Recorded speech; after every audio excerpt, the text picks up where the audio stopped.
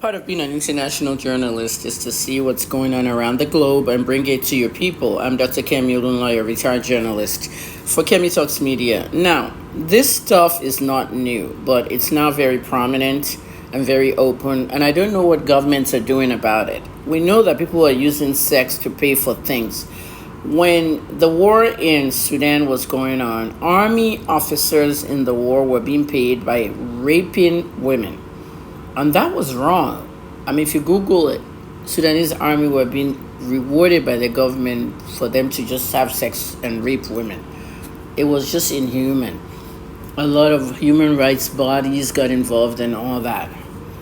Now comes this one that I've heard a lot of times in America from young women who have no money or they have jobs that don't pay a whole lot of money. Remember that girl, Afeni Mohammed? The one that stabbed her boss like 15 times and said she was an upcoming musician. She even had a verified subscription on Instagram to look important. She wanted the blue tick. There's a lot going on.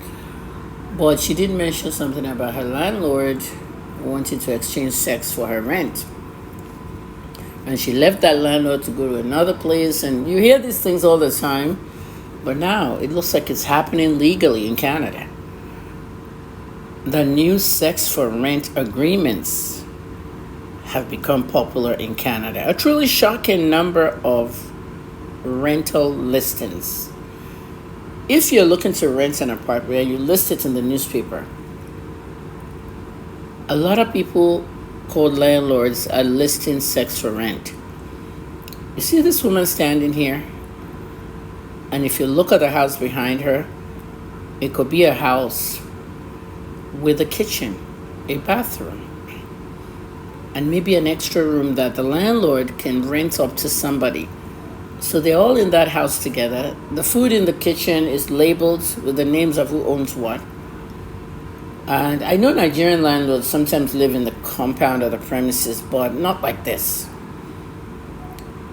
where your rent is actually to have sex with the landlord. Where do we start? Where do we stop? This is something that needs to be banned and put into law. What is happening and is very popular in Canada. It shouldn't be allowed. When does sex become rape? I was sexually violated at 13, and these are the kind of stories that I want to see stop. Sex should not be a barter. Should never be a barter item. Well, I hope the Canadian government looks right into this and stops it.